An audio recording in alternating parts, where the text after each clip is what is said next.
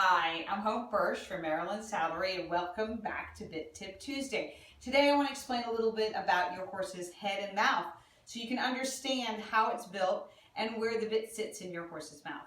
So the first thing we're going to talk about is the skull. And as you can see on the skull picture, there is a big row of teeth, that's the molars in the back. And in the front, as we all know, are the front teeth, the horse's front teeth that they crop grass with. They pass the grass up with their tongue to their back molars and they grind and swallow. Those are the two uses of those kinds of teeth. But in between those front teeth and those molars are the bars. The bars of a horse's mouth are the part of the skull that is bone covered by skin that's in between the front and the back. You have bars in your mouth. If you take your tongue, stick it behind your last molar, run your tongue back and forth, those are your bars. Okay, and then the next thing we're going to talk about is where the bit sits in their mouth on those bars. So if you look at the x-ray picture, you'll see a snaffle bit and a French link. And those two things are sitting on the bars on the horse's mouth. They're just resting there.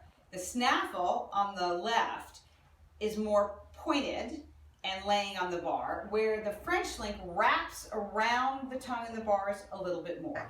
Now let's look at the picture of the horse's open mouth. This is pretty dramatic, right? You're like looking straight in their mouth. Giant tongue. Oh, and by the way, a horse's tongue is up to 18 inches long from tip to throat.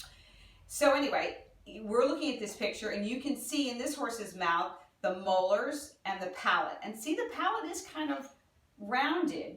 And when a horse's mouth is closed, their tongue, just like yours, fills up their entire mouth. So close your mouth and see where your tongue is. It fills your whole mouth. And now let's talk about the last picture I'm going to show you today. This is a picture of an open mouth horse with a snaffle laying on its tongue. You can see where it's laying, and some horses actually gain a groove there over time you can literally stick your finger down into.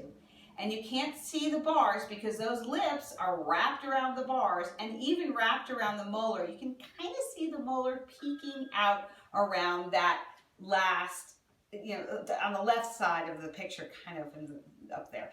And you can see when you pull back, you would actually trap lip to molar. But that's how a snaffle sits in your horse's mouth. Tune in next week to Bit Tip Tuesday, and we're going to talk about maybe an alternative to a snaffle, a broken snaffle, an alternative to that.